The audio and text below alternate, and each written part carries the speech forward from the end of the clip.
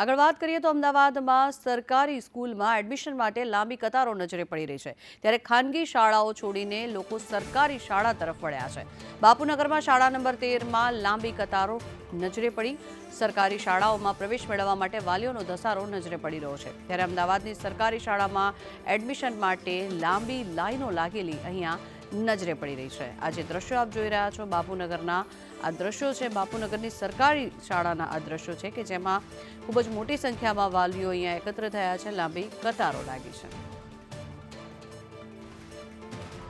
એક સમય હતો કે ખાનગી શાળામાં પ્રવેશ લેવા માટે વાલીઓ જે છે તે પડાપડી કરતા હતા, પોતાનું બાળક ખાનગી શાળામાં ભણે તેના માટેના પ્રયાસ હતા। પરંતુ હવે ફરીવાર એક સમય આવ્યો છે કે વાલીઓ ખાનગી શાળામાંથી સરકારી શાળા તરફ આવી રહ્યા છે અને પોતાના બાળકોને ખાનગી શાળામાંથી ઉઠાડીને સરકારી શાળામાં પ્રવેશ અપાવી રહ્યા છે। તેની પાછળનું મુખ્ય કારણ છે અમદાવાદ મ્યુનિસિપલ કોર્પોરેશન દ્વારા જે સ્માર્ટ શાળાઓ બનાવવામાં આવી રહી છે, શાળાનું શિક્ષણ સુધારવામાં આવી રહ્યું છે, તેને લઈને જે વાલીઓ છે તે અહીંયા આવી રહ્યા છે અને સરકારી શાળામાં પ્રવેશ લઈ રહ્યા છે। આજે બાપુનગરની એક શાળાની અંદર લાંબી લાઈન લાગી છે પ્રવેશ માટે, ત્યારે આપણે વાલીઓ સાથે વાત કરીશું। સાહેબ, શું કહેશો? આપનું અહીંયા કયું સંતાન ભણે છે ને મૂકવા પાછળનું કારણ શું છે?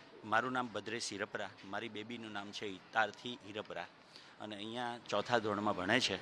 અને અહીંનો સ્ટાફ જેટલા પણ શિક્ષકો છે બેસ્ટ શિક્ષકો છે, એમ જ પ્રિન્સિપલ સાહેબ છે એ પણ સરસ છે, શિક્ષણ સરસ, મેનેજમેન્ટ, સફાઈ બધું બહુ જ સરસ છે।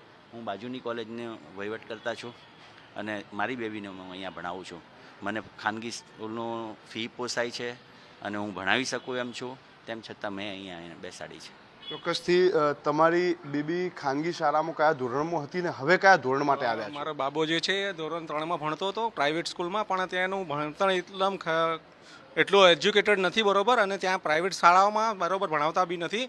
એટલે અમારું એક જ છે કે આવી સરસ મોડેલ સ્કૂલ છે, તેના શિક્ષકો નગર પ્રાથમિક શિક્ષણ સમિતિ દ્વારા રિક્રુટેડ થયેલા છે અને એજ્યુકેટેડ હોય અને એમનું જે શાળાનું ભણતર બી સારું હોય, એટલા માટે મારા છોકરાને આ વર્ષથી હું આ સ્કૂલમાં દાખલ કરવા માટે આ પ્રવેશ ફોર્મ લીધું છે। શું કહેશો? આપ કોના માટે આવ્યા છો? સર, મારી બેબીને એકચ્યુઅલી 6 મહિના પહેલાં મારે પ્રાઇવેટ, એને સૌથી પહેલાં સરકારી સ્કૂલમાં જતી હતી, એના પછી મેં ત્યાં પ્રાઇવેટ સ્કૂલમાં એને થોડું મૂકું તો એનું ભણતર થોડું સારું થાય।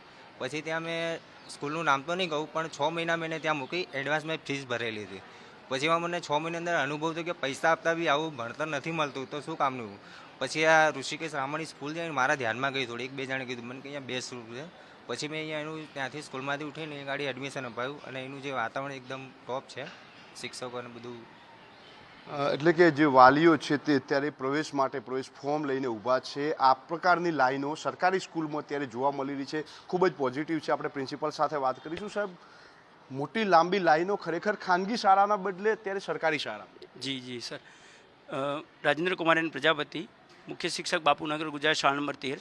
અત્યારે આપ જોઈ રહ્યા છો કે મારી શાળામાં જે પ્રવેશ માટે વાલીઓની જે લાઈન છે એનું મુખ્ય કારણ એક જ છે કે સ્માર્ટ શાળા અને નગર પ્રાથમિક શિક્ષણ સમિતિ દ્વારા અને ગુજરાત સરકારશ્રી દ્વારા જે યોજનાઓ અને સ્માર્ટ શાળા અને સીઈટી, એનએમએમએસ આવી બધી જે જાહેર પરીક્ષાઓમાં વિદ્યાર્થીઓ ઉત્તીર્ણ થઈને ખૂબ સારા ગુણ સાથે ઉત્તીર્ણ થાય છે અને સ્કોલરશિપને લાભાર્થી બને છે। અહીંયા વેલ એજ્યુકેટેડ શિક્ષકો, ક્વોલિફાઈડ શિક્ષકો દ્વારા અધ્યાપન કાર્ય થઈ રહ્યું છે, તેનો જ લાભ જોઈને વાલીઓનું અહીંયા આકર્ષણ છે। તો આ વાલી મિત્રો એ એડમિશન માટે છે। છેલ્લા 3 વર્ષમાં મારી શાળામાં ખૂબ સારી સંખ્યામાં વધારો થયો છે, એનો યશ હું આ સ્માર્ટ શાળા અને ખૂબ સારા શિક્ષકો કે જે અધ્યાપન કાર્ય કરાવે છે એમને હું આપું છું।